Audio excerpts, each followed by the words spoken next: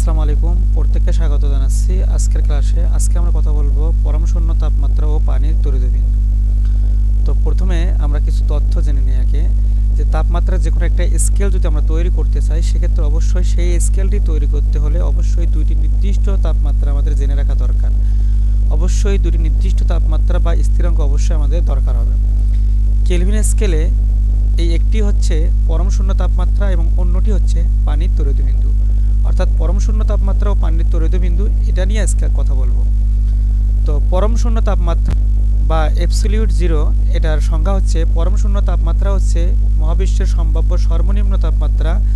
তাপমাত্রা মাপক যন্ত্রে এর মান হচ্ছে 0 কেলভিন অথবা -273.15 ডিগ্রি সেলসিয়াস বা -460 ডিগ্রি ফারেনহাইট। মহাবিশ্বে এর থেকে কম তাপমাত্রা হওয়া সম্ভব নয়। অর্থাৎ যে তাপমাত্রায় সকল গ্যাসের আয়তন শূন্য হয়ে যায়, সেই তাপমাত্রাকে বলা হয় পরম শূন্য তাপমাত্রা। এর মান হলো -273 ডিগ্রি সেলসিয়াস বা 0 কেলভিন।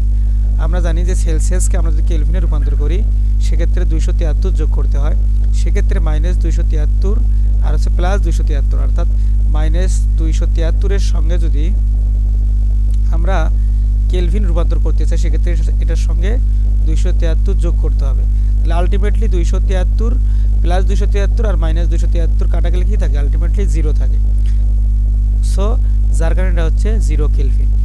তো এই পরমশূন্য তাপমাত্রার সংজ্ঞায় তাই বলা হচ্ছে যে তাপমাত্রা মানে যে তাপমাত্রায় আমরা কোনো গ্যাসের আয়তন শূন্য হবে, সেই তাপমাত্রাকে বলবো পরমশূন্য তাপমাত্রা। আর পরমশূন্য তাপমাত্রার মান হচ্ছে -273 ডিগ্রি সেলসিয়াস।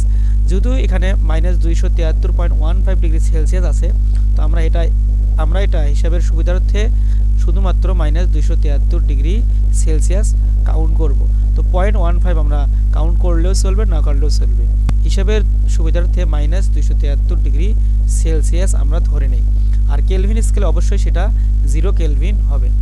আর যদি আমরা ডিগ্রি ফারেনহাইটে নিতে চাই, সেক্ষেত্রে অবশ্যই -460 ডিগ্রি ফারেনহাইটে আমাদের এটা আসবে। তো অবশ্যই পরমশূন্য তাপমাত্রা কি, এই বিষয়টা তোমরা ক্লিয়ার হয়েছো। আর এই পরমশূন্য তাপমাত্রার মান, এর নিচে পৃথিবীতে আর কোনো তাপমাত্রা পাওয়া সম্ভব নয়। তো এটা হচ্ছে অ্যাবসলিউট জিরো, অর্থাৎ পরমশূন্য তাপমাত্রা। পরে যে টপিকটা আছে সেটা হচ্ছে পানির তড়িৎ বিন্দু, অর্থাৎ ট্রিপল পয়েন্ট অফ ওয়াটার। অর্থাৎ ট্রিপল মানে হচ্ছে 3, পয়েন্ট মানে বিন্দু, অফ ওয়াটার পানির 3টি বিন্দু, অর্থাৎ 3টি বিন্দুকে আমরা বলতে পারি তড়িৎ বিন্দু। অর্থাৎ যে তাপমাত্রা ও চাপে কোনো পদার্থ একই সাথে কঠিন, তরল ও বাষ্পীয় অবস্থায় বিরাজ করতে পারে, সেই তাপমাত্রাকে বলা হয় পরমশূন্য তাপমাত্রা। তো এটা কিভাবে সম্ভব, এটা আগে একটু জানার চেষ্টা করি। সাপোজ একটা বরফ এখানে আছে, এই বরফ আর এবং এখানে পানি আছে। তাহলে তোমরা নিশ্চয়ই খেয়াল করেছো যে বরফ থেকে মাঝে মাঝে দেখবা যে একটু বাষ্প আকারে এরকম বের হয়। তাহলে এই বরফের টুকরা থেকে দেখবা যে এরকম বাষ্প আকারে কিছু উপরে উঠতে থাকে। তাহলে এই বরফ হচ্ছে কঠিন পদার্থ। কি পদার্থ? কঠিন পদার্থ। অনুরূপভাবে এই যে তরল বা পানি এখানে আছে, তোমরা দেখবা শীতকালে বা পুকুরে বা নদী নালায় দেখবে যে পানির উপর থেকে কিছু বাষ্প বের হয়, অর্থাৎ একটু জলীয় বাষ্পর মতো একটু ধোঁয়া বলে বাষ্প।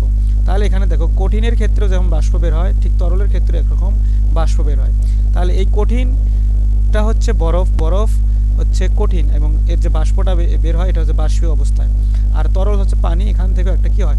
বাষ্প বের হয়। তার মানে এই কঠিন এটা হচ্ছে তরল, আর এই যে বাষ্পটা বের হচ্ছে এটা হচ্ছে বাষ্প। তাহলে কোন তাপমাত্রা এটা? এটা হচ্ছে যে -273.1 ডিগ্রি কেলভিন, অর্থাৎ এই তাপমাত্রায়। তাহলে এই তাপমাত্রায় এই পানি 3টে অবস্থায় একসঙ্গে থাকে, কঠিন, তরল এবং বায়বীয়, 3টে এক অবস্থায় থাকে। সেই জন্য বলছে যে তাপমাত্রায় ও চাপে কোনো পদার্থ একই সঙ্গে কঠিন, তরল এবং বাষ্পীয় বা গ্যাসীয় এই 3 অবস্থায় বিরাজ করে, তখন তাকে বলবো আমরা পানির তড়িৎ বিন্দু। এখন এটা কিভাবে সম্ভব?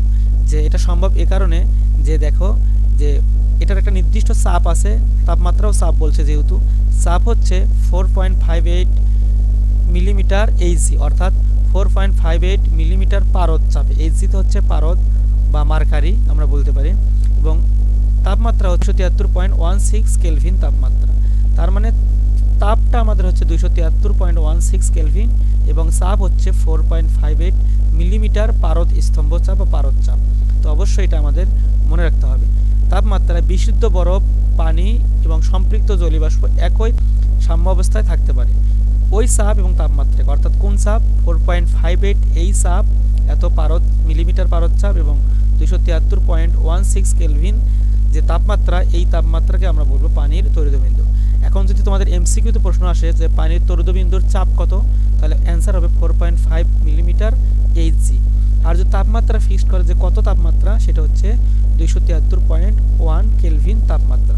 এটা কেলভিনে যদি আসে। এখন যদি সেলসিয়াসে আসে সেক্ষেত্রে হবে 0.01 ডিগ্রি সেন্টিগ্রেড। কেননা আমরা যদি সেলসিয়াস থেকে কেলভিনে যাই সেক্ষেত্রে আমাদের 273 যোগ করতে হয়। তাহলে 0.01 ডিগ্রি সেলসিয়াস, এটাকে তুমি কেলভিনে রূপান্তর করো, তাহলে 0.01 যোগ হচ্ছে 273.15। তার মানে আমার এটা যোগ করতে হবে, 273.15 যোগ করলে 0.01-এর সঙ্গে সেক্ষেত্রে আমরা পেয়ে যাব 273.16, যা আমাদের পানির তড়িৎবিন্দু। এবং অবশ্যই সেটা হচ্ছে 273.16 কেলভিনে এবং 0.01 ডিগ্রি সেলসিয়াসে বা সেন্টিগ্রেডে।